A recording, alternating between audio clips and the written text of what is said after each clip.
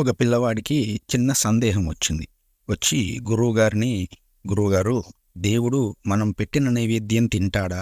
తింటే మనం పెట్టినటువంటి పదార్థం యథాతథంగా అలాగే ఉంటుంది. ఎందుకు అయిపోవట్లేదు అని ప్రశ్నించినాడు. గురువుగారు వాడికి ఏ సమాధానం చెప్పకుండా చక్కగా ఆ రోజు పాఠాలు చెప్పడం ప్రారంభించినాడు. ఆ రోజు చెప్పినటువంటి పాఠం: ఓం పూర్ణమదః పూర్ణమిదం పూర్ణాత్ పూర్ణముదచ్యతే పూర్ణస్య పూర్ణమాదాయ పూర్ణమేవావశిష్యతే అనేటువంటి శ్లోకం పాఠం చెప్పినాడు. పాఠం చెప్పడం పూర్తయిన తరువాత అందరినీ కూడా మీ పుస్తకాలు తెరచి శ్లోకాన్ని నోటికి వచ్చే వరకు కూడా చదవండి, నోటికి నేర్చుకొని నాకు చెప్పాలి అని ఆదేశం చేసినాడు. ఆ ఆదేశం చేసిన తర్వాత వారంతా కూడా చక్కగా చదువుకున్నారు. గురువుగారు కొద్ది తర్వాత ఈ నైవేద్యం గురించి ప్రశ్నించిన శిష్యుడి దగ్గరికి వెళ్ళాడు. వెళ్ళి నాయన నేర్చుకున్నావా శ్లోకాన్ని అని అడిగారు. ఆ నేర్చుకున్నాను గురువుగారు అని వెంటనే శ్లోకాన్ని చక్కగా ఘంటాపదంగా యథాతథంగా గురువుగారు ఎలా చెప్పాడో అలాగే అప్పచెప్పాడు శిష్యుడు. శ్లోకం చాలా అద్భుతంగా చెప్పినా కూడా గురువుగారు లేదు నాయన నువ్వు తప్పు చెప్పావు అన్నట్లుగా అడ్డంగా తల ఊపారు. దానికి ప్రతిగా శిష్యుడు లేదు గురువుగారు, నేను పుస్తకంలో ఎలా ఉన్నదో అలాగే చెప్పాను అని గురువుగారికి పుస్తకం తెరిచి ఆ శ్లోకాన్ని చూపించినాడు. ఇప్పుడు గురువుగారు అన్నాడు, ఏనాయన పుస్తకంలోనే ఉంది కదా శ్లోకం, నీకు శ్లోకం ఎలా వచ్చింది అని అడిగారు గురువుగారు. శిష్యుడికి ఏం చెప్పాలో అర్థం కాలేదు.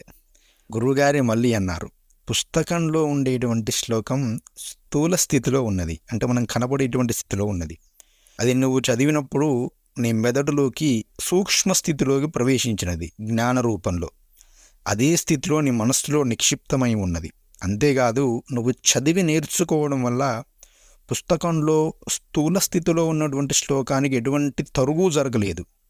మరొకరు వచ్చి యథాతథంగా దాన్ని చదివినా కూడా మళ్ళీ అది తరగడం అనేది ఉండదు.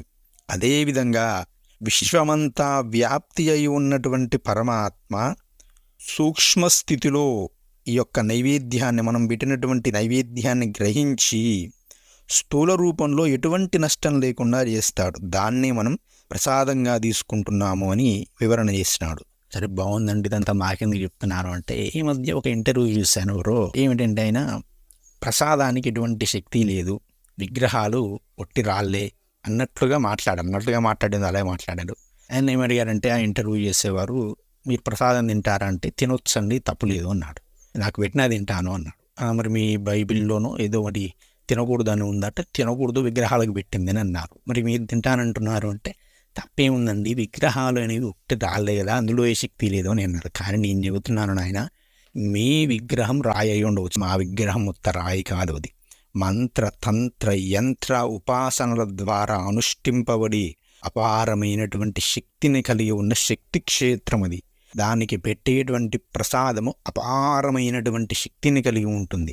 దాని చూపు అనేది తగిలిందంటే అది అమృతంలాగా మారిపోతుంది. కాబట్టి అది మీకు తెలుసు కాబట్టే మీరు అది తినరు.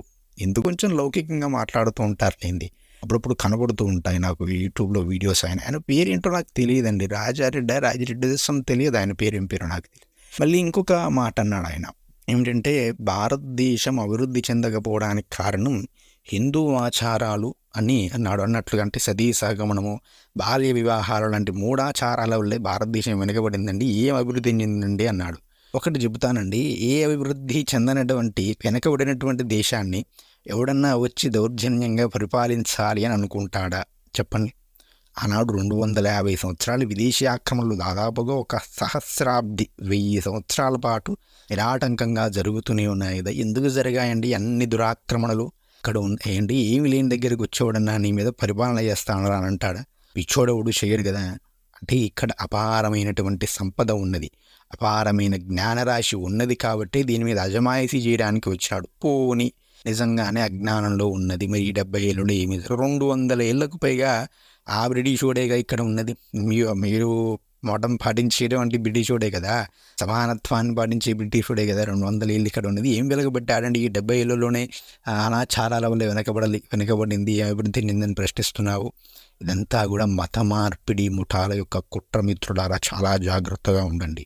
అంటే మనకు తగాదాలు పెట్టి అసమానతల పేరుతో, అనాచారాల పేరుతో హిందూ మత ఆచారాలను తక్కువ చేసి మన చేత ఆచరింపబడకుండా చేసి మన ధర్మంలో ఉన్నటువంటి గొప్ప విషయాలను తక్కువ చేసి చూపించి మన ధర్మాన్ని చెప్పేటువంటి బ్రాహ్మణులను, ఆచార్యులను, గురువులను అవమానకరంగా చేతనే మాట్లాడేలా చేసి, మన చేతనే వాటిని ధిక్కరించేలా చేసి, మన చేతనే మన మతాన్ని తిట్టించి తమ మతంలోకి మార్చుకునేలా చేయడం అనేటువంటి ఒక దుష్ట బుద్ధితో వీరంతా కూడా ప్రయత్నం చేస్తున్నారు. చాలా జాగ్రత్తగా ఉండాలి.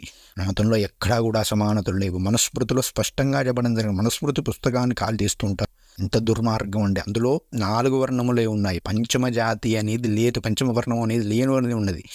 ఎవరిని పంచమ జాతి అంటారంటే చండాలమైనటువంటి కర్మలు చేసేవారిని, శ్వపచురను అంటే మానవ మాంసం తినేవారిని, నిషేధితమైనటువంటి మాంసము, కుక్కలు ఇట్లాంటివి అంటారు కదా, వారిని శ్వపచురు అంటారు. వారిని గ్రామానికి దూరంగా ఉంచాలని మనుస్మృతి చెప్పడం జరిగినది. అంతేగాని ఇప్పుడు కూడా 5వ వర్ణం ఉందని, పంచముడు అని ఇటువంటి తత్వమే ఎక్కడా లేదు. 5వ వర్ణం అంటే ఇప్పుడు రామాయణం మీరు గమనించినట్లయితే అక్కడ ఒక మహారాజు గురువు యొక్క శాపం వల్ల పంచముడుగా మారిపోతాడు. అది పంచమత్వము అనేది జాతి కాదు, అది ఒక తత్వం, వారి యొక్క స్థితి.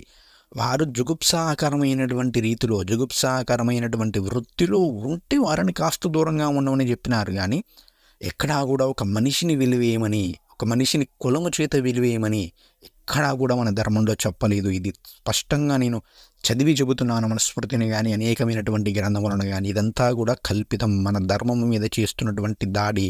కాబట్టి ప్రతి ఒక్కరూ కూడా ధర్మాన్ని చదవండి. భగవద్గీతను, మహాభారత, రామాయణాది గ్రంథములను చదివి తెలుసుకొని మన ధర్మాన్ని అనుష్ఠించండి. చిన్నప్పటి నుంచే ఆచారాలను అలవాటు చేయండి.